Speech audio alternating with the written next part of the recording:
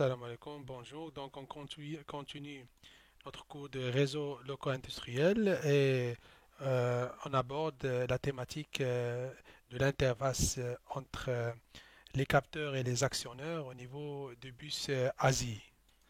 Donc, on va traiter la thématique, le bus ASI par rapport au modèle ISO, euh, ben, euh, où il se situe sur la couche physique, la couche de liaison, la couche d'application et aussi les profils, les points forts et les points faibles de ce bus de communication. Donc, l'historique, c'est qu'il y a 11 sociétés et 2 universités majoritairement allemandes qui ont créé, euh, développé ce bus de communication des capteurs et des actionneurs. Puis, à fur et à mesure, voilà, au fur et à mesure, on a ce bus de communication, ou bien l'interface entre les capteurs et les actionneurs, et de l'automate et aussi d'autres niveaux, a été développé. On distingue deux types, version 1, version 2. La version 1 englobe, ou bien on peut intégrer 31, 32 esclaves, 31 esclaves, 32. Et la version 2, on peut intégrer 62 esclaves. Il peut aussi, cette version 2, supporter des produits analogiques, c'est-à-dire des capteurs et des actions analogiques, et aussi un diagnostic plus sophistiqué et amélioré. Il y a aussi le Easy Save, c'est un bus avec une haute sécurité et disponibilité. Donc, comme on voit ici, c'est ASI, Actuator Sensor Interface. Interface pour capteurs et actionneurs repose sur une norme internationale CI, c'est-à-dire c'est plutôt open, c'est-à-dire chaque société, ben voilà, on a par exemple Siemens, ABB, qui intègre, qui intègre dans leurs produits ce bus de communication, des capteurs comme on voit ici, des actionneurs aussi, qui peuvent communiquer euh, à partir de ce bus de communication ASI. Donc voilà, elle est ouverte, mais les sociétés doivent adapter leurs produits, soit des capteurs, soit des actionneurs, qui peuvent être intégrés au sein du bus communication ASI. OK? Donc vous aurez des capteurs de température avec une intelligence, c'est-à-dire ils peuvent communiquer leurs données au sein du bus ASI. Et vous avez des moteurs qui peuvent aussi communiquer, prendre des commandes au sein du bus ASI. Donc, vous voyez ici, si on prend ces composants-là, des actionnants, des afficheurs, euh, ben, euh, des actionnants, mais des actionneurs et des capteurs, on peut dire que si on veut les câbler directement vers l'automate, on a besoin de beaucoup de câbles. Mais avec ASI, on a besoin seulement d'un nombre moins élevé des câbles qui seront tous liés, sera affecté à une adresse et ils peuvent communiquer au sein de ce bus avec l'automate et avec d'autres éléments au sein du bus. Vous voyez, cela, ça facilite disons, la maintenance, hein. Ça facilite aussi euh, la gestion des capteurs et des actionneurs qu'on a au sein de la société. Donc, c'est une investition dans le début, mais plutôt à la fin mesure, on économise jusqu'à 20% des coûts. Donc, l'architecture, la topologie de type EBUS, composée physiquement de deux fils non blindés supportant l'alimentation et la communication des capteurs et des actionneurs. Donc, la première spécifiée du Busazi est qu'il n'a pas besoin que d'un seul câble de deux fils pour transporter à la fois l'alimentation de 24 volts pour des actionneurs et les données des capteurs ou bien les commandes, les contrôles des moteurs. Sa seconde spécificité est que vous pouvez rapidement et facilement intégrer d'autres équipements, d'autres capteurs, d'autres actionneurs. Donc voilà. Le modèle d'Asie du bus Asie, donc il a besoin, on le trouve, on a besoin d'un câble, on a besoin d'un médium, c'est la couche physique pour transporter les éléments. On a dit deux câbles. On a la liaison, c'est-à-dire qui règle l'action au bus. On a un maître, un coupleur, hein, qui va à chaque fois communiquer avec ses esclaves. Donc la liaison, c'est maître-esclave. Et directement, si vous avez par exemple l'application TIA Portal, vous avez des modules ASI, vous pouvez directement via TIA Portal lire les données commandées à partir de cette plateforme de Siemens les actionneurs. Donc vous avez seulement trois couches qui sont utilisées au sein de ce bus ASI. Donc pour la couche physique, le médium est composé de deux câbles jaunes. La topologie maître, c'est un bus maître-esclave. On a une distance maximum entre le couple et les actionnaires de 100 mètres. Si on veut atteindre 300 mètres, donc on a besoin au minimum de deux répéteurs entre le maître et les esclaves les plus éloignés. Et le débit, c'est 167 kilobits par seconde. Donc pour Easy de version 1, le temps cycle pour lire tous les esclaves, c'est 5 millisecondes. Je parle au niveau bas, au niveau hardware, c'est pas au niveau de traitement, au niveau de l'application. Et 10 millisecondes pour 62 esclaves. Donc, les nombres d'équipements qu'on peut intégrer au sein du bus ASI. Donc, pour la version 1 mètre avec 31 esclaves et pour l'ASI 2, 1 mètre et 62 esclaves. Donc, le support de transmission peut être soit un câble standard de 2,5 mm carré ou bien 3,5 mm carré, soit le câble spécial de couleur jaune que vous pouvez commander, qui représente l'avantage de permettre un raccordement immédiat avec détrompage et de la polarité par technique de clipsage. Donc, le support sert à véhiculer non seulement des données utiles, mais également l'alimentation de 24 volts, donc avec un courant limité de 2 ampères. Donc, maximal par module. Alors, chaque module peut nous donner 100 milliampères. Donc, vous pouvez maintenant intégrer jusqu'à, disons, 20. Un peu. Donc, vous pouvez utiliser ou bien monter au sein de votre automate jusqu'à 100 modules à une, à, avec euh, une consommation par module de 100 milliampères. Donc, la transmission elle est sécurisée par le code asynchrone Manchester. Ok, donc voilà le mot à transmettre sera codé par ce code asynchrone Manchester qu'on a déjà traité avec une vitesse de 167 kilobits par seconde. Donc voilà les quatre types de raccordements définis dans la charte ASI Schneider. Donc connecteur débranchage, joint 2 points, donc ou bien le prise Vampire, euh, ou bien le prise M12, ou bien borné à vis ou à ressort. Donc on a différentes possibilités de câbler selon le besoin où on va utiliser ou bien intégrer les capteurs et les actionneurs type ASI. Donc voilà un exemple de câblage. Donc il est très facile, très sûr, hein, très sûr, propre et facile aussi à maintenir. Donc prise vampire. Donc voilà ce type. Ici c'est comme on va accrocher. Hein. Ici on va visser les câbles, hein, on va les fixer par un vis.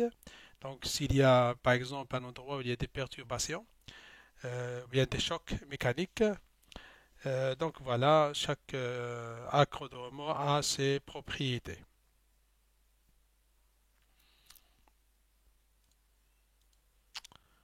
Donc voilà un petit peu de détails. Donc on prend maintenant une architecture où on a à intégrer le bus ASI. Donc on a ici l'automate principal. OK? Donc voilà, l'automate principal euh, communique avec un maître. un coupleur maître. Ce coupleur maître, il est lié, ok, avec les différents, hein. Dans ce cas, à partir d'un répartiteur, passe un répartiteur. Donc ici c'est passif, on ne voit pas qu'il y a des éléments qui sont intégrés. Plutôt ici c'est un répartiteur qui est actif où on peut intégrer par exemple ici un détecteur d'obstacles ou bien un détecteur de contact, comme ici aussi un détecteur de contact, comme vous voyez ici. Donc voilà. Euh, et le maître va donner des ordres, il va communiquer des données ou bien collecter des données via l'automate directement lié au capteur, et le capteur va à chaque fois dans un temps cycle pour la version 1 5 millisecondes envoyer des informations pour le maître coupleur. Et on voit ici l'alimentation. Ok. Voilà l'alimentation. L'alimentation en noir, et on a ici le bus Asie en jaune. Ok.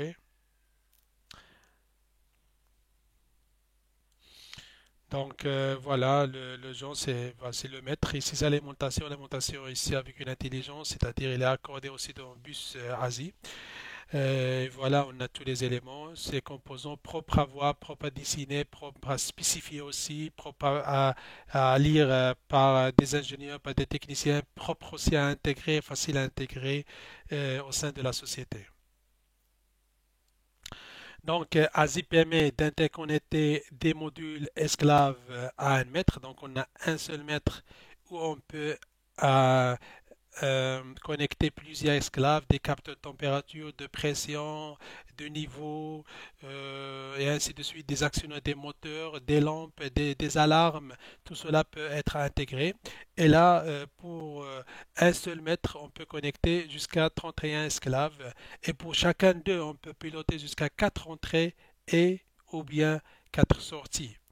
Donc, ben voilà, si vous prenez 4 fois 31, vous aurez combien? Hein, 100, 124 plus 124, vous aurez 288 capteurs que vous pouvez actionner, que vous pouvez, Totorien. Dans ce cas, c'est Totorien que vous pouvez intégrer au sein de ce bus Asie.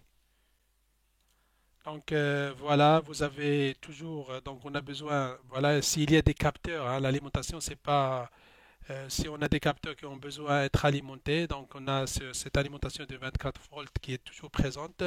Et pour un seul mètre avec 31 esclaves, la distance ne doit pas dépasser 100 mètres.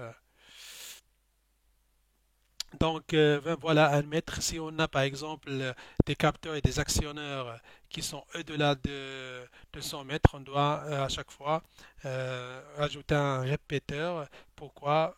C'est le signal qui perd la puissance, et on a besoin d'un répéteur pour amplifier le signal au sein du bus afin de pouvoir communiquer avec l'esclave qui se trouve au fond du bus.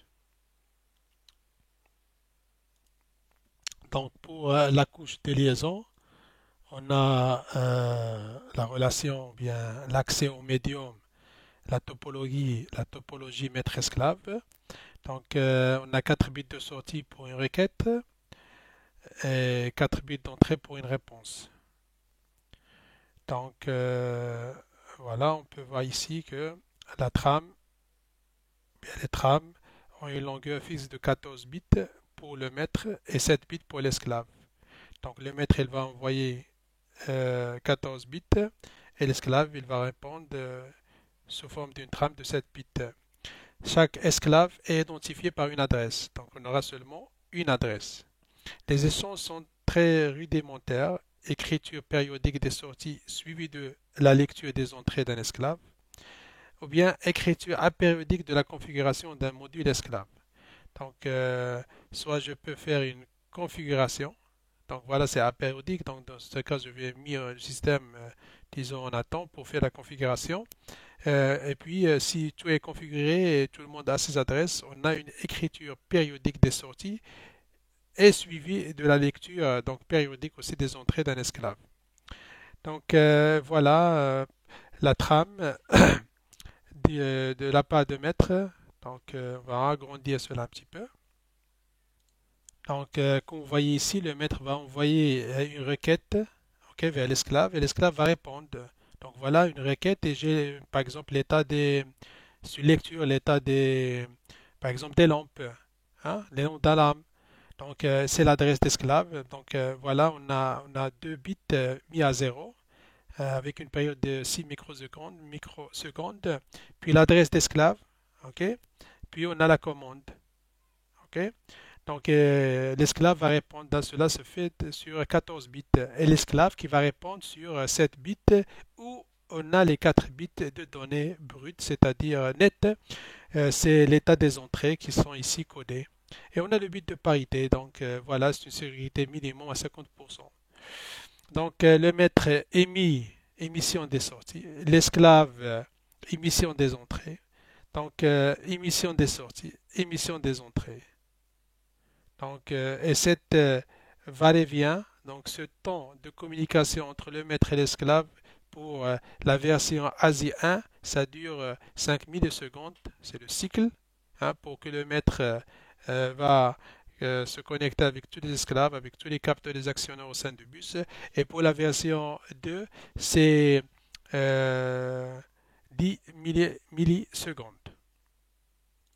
Donc voilà un petit peu plus de détails parce que la requête de maître, soit elle va envoyer une commande, donc pour cela ce bit de commande sera mis à 1, ou bien il va échanger de paramètres ou bien des données, donc ça va être mis à 0. Et le bit de début c'est toujours à 0, ça vient aussi de cette liaison série et le bit de start qui est toujours mis à 0. Donc puis on a l'adresse qu'on va configurer, hein. C'est un, vous pouvez effectuer la configuration au sein d'Automate. Vous avez les modules ASI. Donc, puis vous avez les 5 bits où le fonctionnement de la requête elle est décrite. Quelle information vous voulez transmettre au capteur. Donc, puis vous avez le bit de contrôle de parité, puis la fin de la transmission. Cela vient aussi de ce protocole série LS232. Et donc voilà, vous avez la requête de l'esclave, aussi le début de la mission de la trame, c'est pas zéro. Puis vous avez l'information, ok, qui répond à ce que la requête de maître exige. Puis vous avez le bit de parité, cela se finit aussi par un bit mis à au état. Donc voilà quelques commandes et informations utiles. On a ici la requête du maître et ici la réponse d'esclave. Donc la requête du maître, donc voilà, soit il va commander la commande, si on met le bit de commande à 1, donc le bit CB, ou bien on le met à 0 pour échanger des données, écrire, donner, contrôler, mener une action. Donc 1 c'est pour la commande et là pour lire l'état des capteurs, par exemple. Donc échanger de données, donc on a besoin tout d'abord de l'adresse de l'esclave, puis on aura l'information, hein, transmise par l'esclave. Si on veut écrire de paramètres, donc voilà, paramètres, on doit fixer tout d'abord l'adresse, puis on aura l'adresse, puis on aura l'information de l'esclave. Paramètre renvoyé en échange. Écriture de l'adresse, donc voilà, elle est réservée là. Voilà, vous devez mettre le tout à zéro et vous aurez une acknowledge, une validation dans un temps de 15 millisecondes. Si vous voulez maintenant écrire une commande, c'est-à-dire faire un reset d'esclave, donc voilà, vous devez spécifier l'adresse de l'esclave, puis l'esclave va vous répondre avec, avec cette séquence de trame 0110. Reset de l'adresse, lecture de I/O configuré, c'est-à-dire chaque module a son I/O qui est fixé. Vous pouvez aussi lire le code ID, donc voilà la réponse de l'esclave, la réponse de l'esclave. Et voilà la lecture du statut d'esclave. Donc voilà, vous spécifiez l'adresse d'esclave. Donc et donc vous aurez l'information.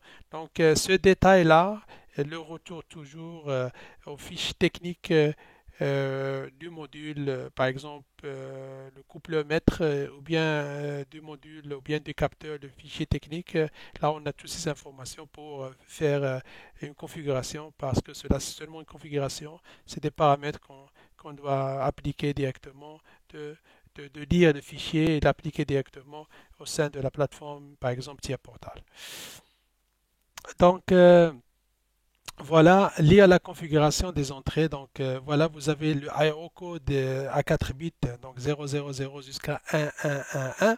Et chaque combinaison a une signification. Donc, c'est ici, lecture du code ID. Donc, si vous lisiez, par exemple, 000, donc il s'agit fortement de lecture d'entrée, hein, d'un capteur. Donc, il s'agit des entrées. Donc, ce qui est configuré sont des entrées. Si vous lisez 1, donc vous aurez 3 entrées et une sortie. Si vous lisez 6, vous aurez I/O, c'est-à-dire un mode à multifonction. On peut les configurer comme des entrées et des sorties. OK? Si vous lisez par exemple 5 hex, vous aurez des entrées et les trois autres sont mises, les trois autres c'est D1 jusqu'à D3 et là sont configurés comme sortie. Et ça c'est fixe, tu ne peux pas changer. Si vous codez par exemple F, donc voilà, vous misez, vous allez mettre tout dans l'état to the state, l'état à haute impédance. Donc, comme on a dit, donc voilà, vous avez la fonction read IO configuration pour voir vraiment la configuration d'entrée-sortie qui est fixe par le fabricant. Elle est stockée, mémorisée au sein au sein du module. Tu ne peux pas varier. Donc voilà, c'est fixé. Ben voilà, read IO, donc il s'agit des entrées, comme j'ai dit. Read IO, vous aurez par exemple 4, il s'agit de deux entrées et deux entrées sorties de nature bidirectionnelle. Donc voilà. Donc les esclaves ont des caractéristiques différentes, nombre d'entrées et de sorties, nature des entrées et de sorties, type d'équipement. Pour que le maître puisse établir une communication avec chacun d'eux, il lui faut connaître toutes ces informations. Donc le nombre des entrées et des sorties. La nature, il s'agit des entrées et des sorties, et le type d'équipement. Contrairement à d'autres réseaux plus complexes, ASI n'utilise pas des fichiers descriptifs. Donc l'équipement doit être conforme à l'un des profils définis dans le standard ASI. Le profil est caractérisé par la lettre S. Donc ça d'une part, puis d'un code d'entrée et de sortie, ce qu'on a vu de 0 jusqu'à F, puis un code ID de 1 à 3 en hex, suivant de la version ASI, soit ASI 1 ou bien ASI 2.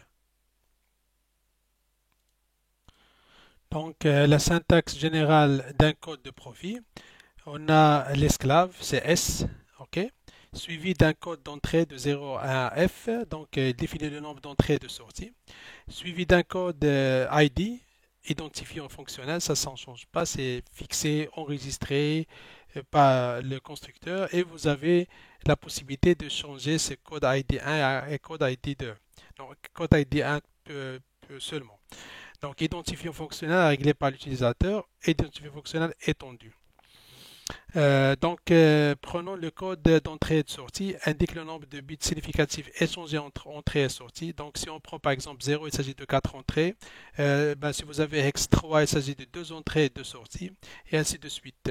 Le code ID identifiant fonctionnel, ça, elle est fixé par aussi le fabricant.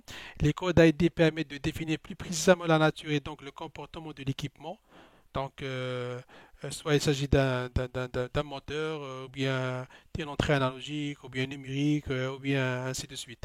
À l'origine d'Asie, il n'y en avait qu'un, le code ID. Hein, on n'avait pas ID2, ID1.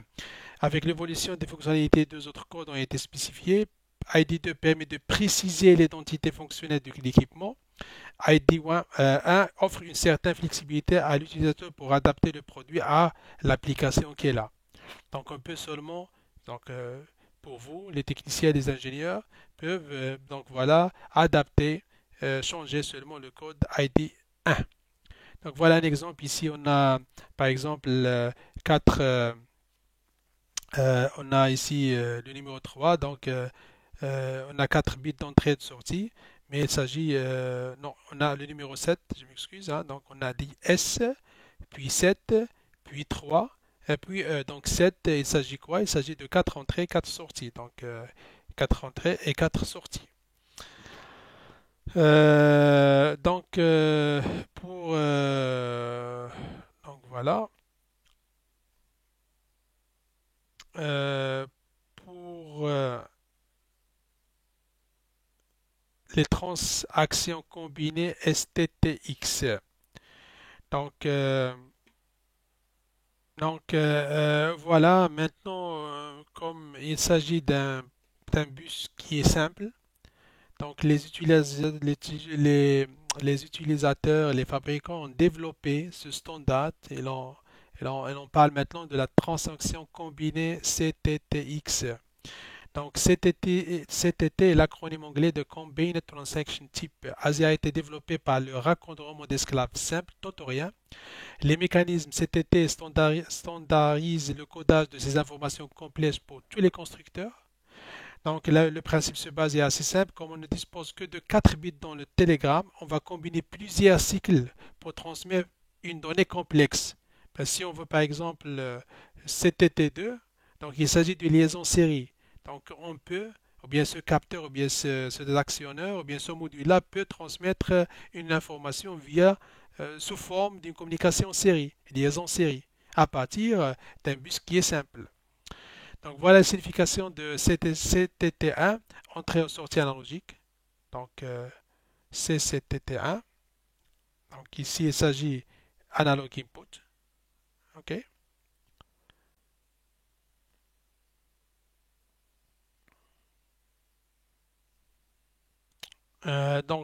Pour CTT3, on a un adressage étendu, donc 4 entrées, 4 sorties ou 8 entrées, 8 sorties. Pour CTT4, on a une ou deux entrées à 16 bits. Et si on a CTT5, on a une entrée c'est-à-dire l'autre partie, il va attendre une information sous forme de 16 bits. Mais bits, 16 bits seront transmises à plusieurs cycles parce qu'on a seulement 4 bits de télégramme. OK? Donc voilà, d'une simple communication à 4 bits, on peut former une communication un petit peu complexe, série.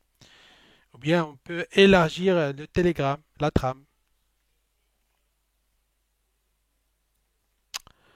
Donc voilà ce tableau.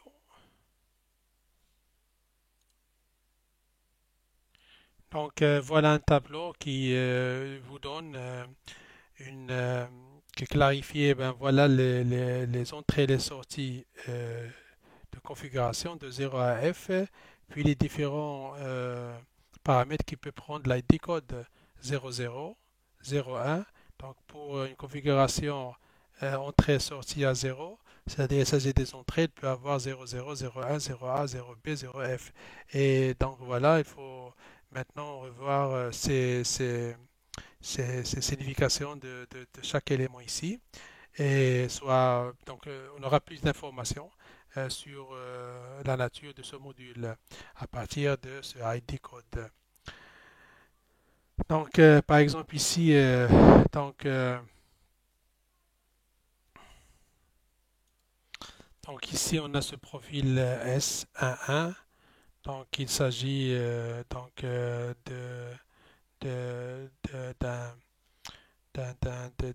d'une configuration de cette forme-là, de trois entrées et une sortie. Donc 1, 1. Voilà. Ici, on demande de tracer l'échange entre le maître et l'esclave. Voilà, cela on va faire dans les séances de travaux dirigés. Donc cela on a déjà traité. Et ici on a un coupler, voilà, de type ARM 21. Donc, c'est seulement des configurations qu'on fait directement au niveau de Tia Portal ou bien d'autres plateformes. On configure les différentes adresses des esclaves.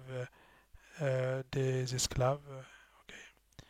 Et puis, on va lire. Donc, ici, il faut vraiment avoir le fichier technique de chaque élément de coupleur maître, qu'ainsi des capteurs et des actionneurs, et effectuer la configuration et vous pouvez paramétrer cela fur et à mesure. Donc voilà, j'espère que vous avez mieux compris ce bus ASI. Comme vous voyez, c'est très important et très utile. C'est pas seulement l'importance, mais elle est très, très utile. Surtout, je vois à chaque fois que je suis à l'industrie, il y a des câbles partout. Les câbles sont soumis à des perturbations, à la poussière, dégradage. Donc, à chercher l'erreur, ça prend beaucoup de temps. C'est d'utiliser le bus ASI, c'est rapide et facile, pas facile à paramétrer, à configurer, facile à diagnostiser, facile à chercher l'erreur, facile à intégrer. Ben voilà. Donc, donc jusqu'à autre vidéo. À la prochaine vidéo.